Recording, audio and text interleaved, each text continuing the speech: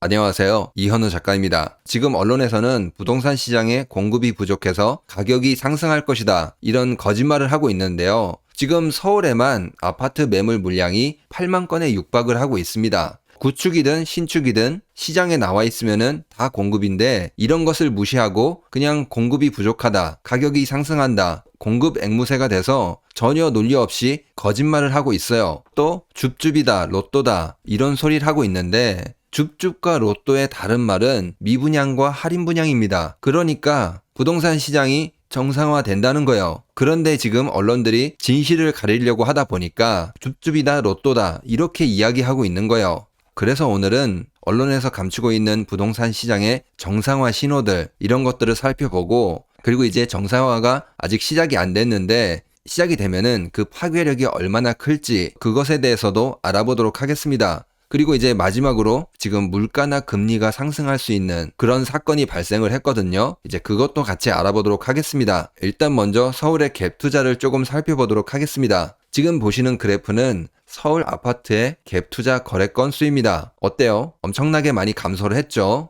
2020년 같은 경우에는 월 평균 갭 투자 건수가 2059건이었어요. 서울의 아파트 거래량 중에 한 31%가 갭 투자였거든요. 갭 투자가 굉장히 활발하게 일어났다, 그 말입니다. 그런데 지금은 2020년에 비해서는 한 70% 정도 감소를 했어요. 그리고 2023년 10월에는 48건에 불과했습니다. 그러니까 갭 투자가 거의 없었다고 볼 수 있는 거죠. 부동산 시장이 하락한다고 생각하니까 갭 투자를 하지 않는 것입니다. 그리고 또 이제 언론에서 전세 가격이 상승한다, 이런 거짓말을 하고 있던데, 지금 전세가 다시 재계약된 것들 중에 가격이 상승했냐 하락했냐, 이런 것을 살펴보니까 2023년 1월부터 11월 16일까지 이때 다시 재계약된 전세들이 70%가 2년 전보다 하락을 했습니다. 그러니까 지금 이게 역전세가 벌어지고 있다는 것입니다. 지금 전세 가격이 상승을 해서 매매 가격이 상승하는 것이 아니라 역전세가 벌어져서 경매가 쏟아지고 투자 수요가 들어오기 어려운 그런 상황입니다. 그리고 이제 입주 물량이 적어도 매매 가격이 하락할 수 있는 게, 지금 보시는 그래프는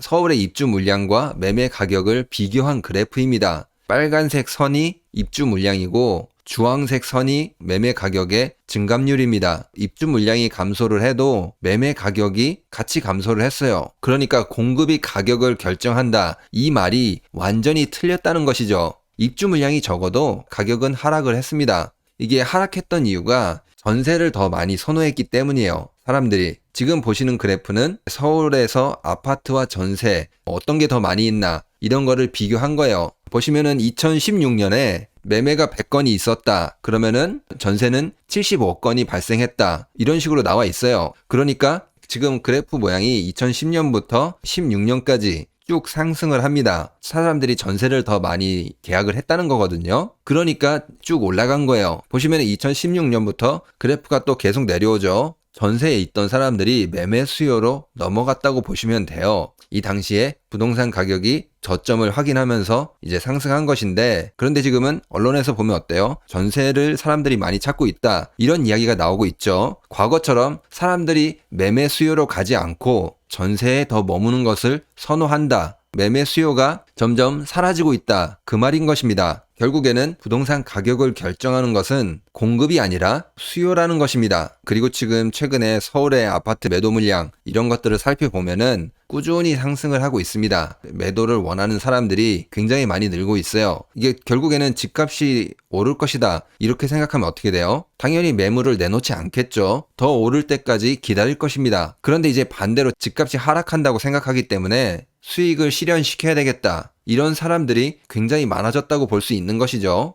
그리고 두 번째, 부동산 정상화의 파괴력, 이것을 살펴보기 전에 구독과 좋아요 한 번씩 눌러주시기 바랍니다. 영상이 더 많이 퍼져서 부동산 정상화가 더욱 빨리, 더욱 많이 일어나는데 보탬이 될 거라고 생각합니다. 그러면 두 번째 주제 이야기하면은, 지금 태형건설이 워크아웃이 됐잖아요. 그 후폭풍으로 하도급 현장이 지금 무너지고 있습니다. 이제 시작인 거죠. 태형 밑에 있는 하도급 업체들, 중소건설사들, 이런 게 무너지게 되면은 법인 소유의 부동산들, 이런 것들이 경매로 쏟아집니다. 이게 지금 시작이 됐다는 거예요. 태형이 지금 그 문을 열었다는 것입니다. 이제 시작이 됐으니까 경매 넘어가서 실제로 시장에 나오기까지는 시간이 많이 걸리겠죠. 최근에 또 신세계가 위험하다 이런 이야기까지 나오고 있어요. 지난 시간에 롯데건설, GS건설, 코오롱글로벌 여기도 살펴봤잖아요. 이제 태형의 그 절차를 밟을 가능성이 큽니다. 이렇게 되면은 법인에서 나오는 부동산들, 땅들 이런 게 쏟아지게 되면은 전체적으로 부동산 가격이 하락하는 그런 순서로 진행이 될 것입니다. 그리고 가장 위험한 곳 저축은행인데요. 지금 저축은행의 연체율이 작년 9월에 6.15%까지 올라갔다고 합니다. 연체율이 6%가 넘었다는 것은 그냥 부도가 났다는 거예요. 지금 보시는 그래프는 제가 약간 계산을 한 거거든요.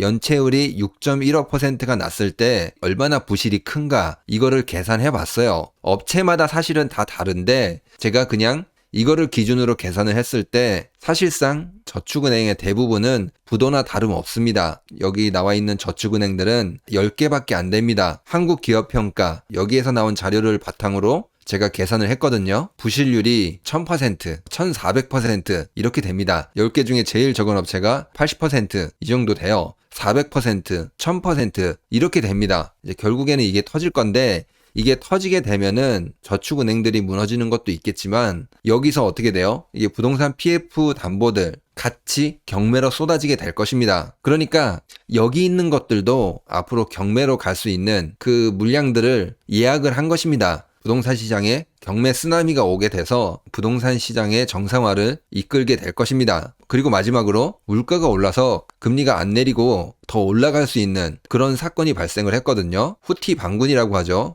수에즈 운하, 홍해, 호르무즈, 여기 해역, 여기 지나다니는 석유, 가스 이런 것을 미사일을 쏴서 이제 공급을 중단시키겠다 이런 이야기를 했거든요. 이게 굉장히 무서운 게 이게 다 못 다니게 하는 게 아니라 지나다니는 배 중에 하나만 공격을 해도 나머지 배들이 어떻게 돼요? 무서워서 거길 가질 못해요. 미사일 날라오고 자폭 드론이 막 날라오는데 누가 무서워서 여기 지나다니지도 못합니다. 석유를 가지러 가는 것이 목숨을 걸고 가지고 가야 돼요. 위험수당 당연히 줘야 되겠죠. 보험 가격도 엄청나게 오를 것입니다. 그래도 안 가려고 할 수도 있어요. 옆에 있는 사우디, 이란 이런 나라들은 속으로는 굉장히 좋아할 겁니다. 결국에는 에너지 가격 오르면은 중동에 있는 산유국들 결국에는 돈 버는 거거든요. 그렇기 때문에 이게 문제가 굉장히 쉽지 않을 것 같아요. 분명히 물가가 지금보다 더 올라가게 되고 금리도 내리지 못하고 오히려 더 올라가게 되는 그런 상황이 올 것입니다. 결국에는 이 문제가 우리나라 경제 문제, 여러분들의 밥상 물가, 금리 문제니까 부동산 문제까지 다 악영향을 끼치게 될 것입니다.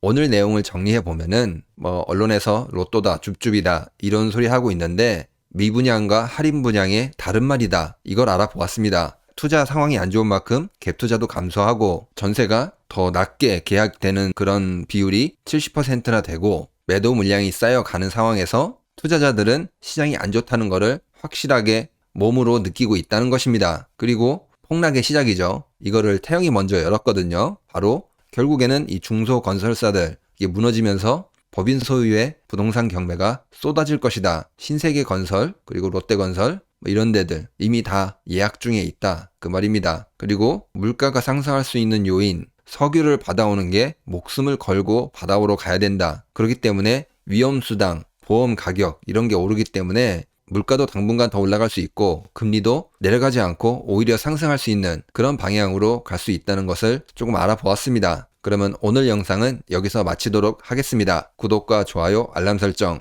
그리고 응원의 댓글은 영상을 만드는데 많은 힘이 됩니다. 감사합니다.